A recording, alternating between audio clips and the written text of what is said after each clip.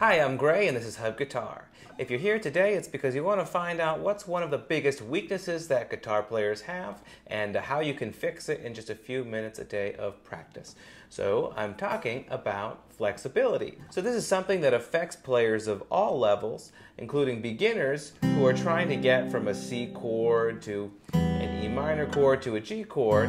Even that requires some flexibility. And the more flexibility you have, the more smoothly you'll be able to make that transition, and the more you'll be able to kind of have that freedom of motion as you move through the air to make your chord switches. So it affects even really basic chords. It also, of course, affects you if you're playing these really big stretchy chords. This is my favorite example of a stretchy chord. This is a C major 7 in first inversion.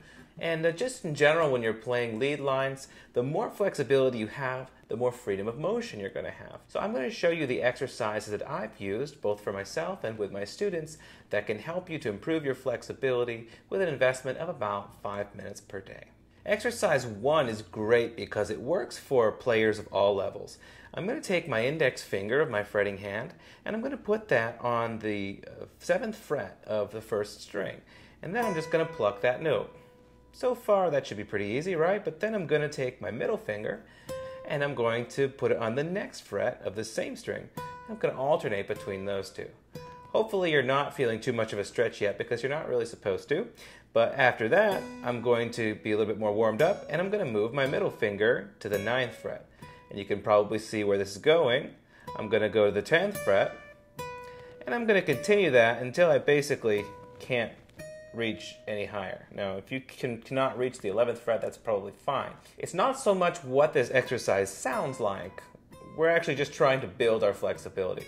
So the next thing I'm going to do is I'm going to take my ring finger and I'm going to repeat that.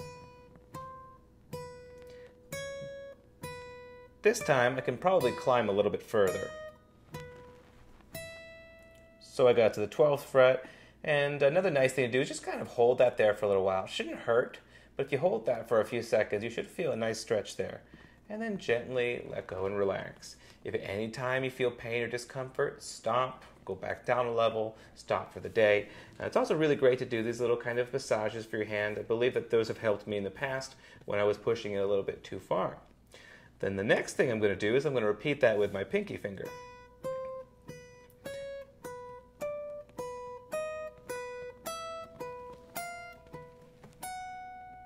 So naturally, my pinky finger ought to be able to stretch the farthest. When I get to the farthest stretch that I'm comfortable making, I'm just going to hold that for a few seconds and let that stretch kind of sink in before I let go. So here's the exercise all over again.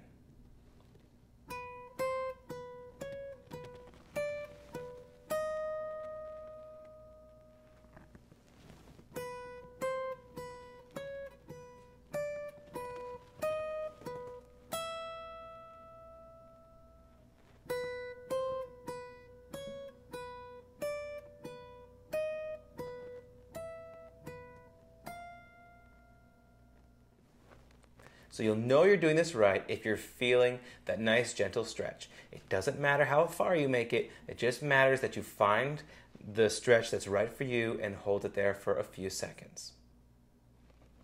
The next exercise is pretty well known and I encountered it very early on in my playing, but it helps me a lot. You start by forming a D major 7 chord on strings 4, 3, 2, and 1.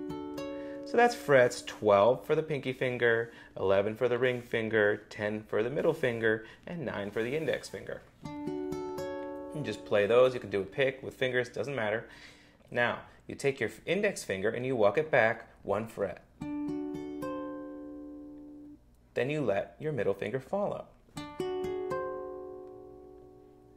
And then your ring finger follows. Notice that my hands changed positions to do that. And then your pinky closes it up. Now you're at D flat major 7, and you just repeat that.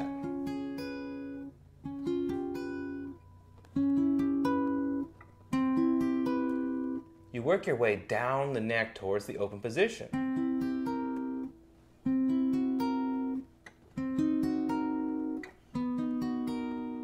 As you approach the open position, the frets are getting bigger and the exercise is getting harder.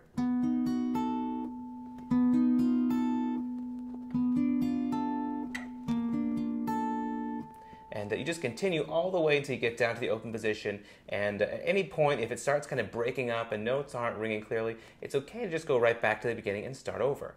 Remember, this is about stretching and getting flexibility. It's not really about speed or even how it sounds. It's purely a physical conditioning exercise.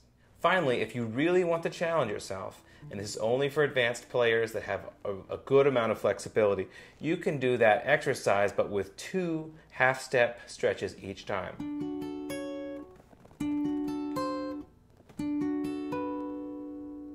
So you walk the index finger down a full step before you begin walking the middle finger down. And then you walk the middle finger down a full step. Now I've got this crazy stretch. And then you walk the ring finger down, and one more. And of course, now that you've completed it, you kind of have to just go to D flat major 7 like that to start another one. So that's a more advanced version of the stretching exercise. If there's one thing I want to really emphasize here, is that we are not trying to build a lot of flexibility for the purpose of playing crazy chords. So you might get the impression that that amount of flexibility is only necessary for players who are trying to play bizarre, big, stretchy jazz chords or something like that. The point that I'm trying to make, though, is that the greater your ability is to stretch, the greater your threshold will be. So stretching your fretting hand will help your overall level of physical conditioning and help you improve a lot as a guitar player. I've seen players make big progress just by working on these exercises for 5 minutes a day.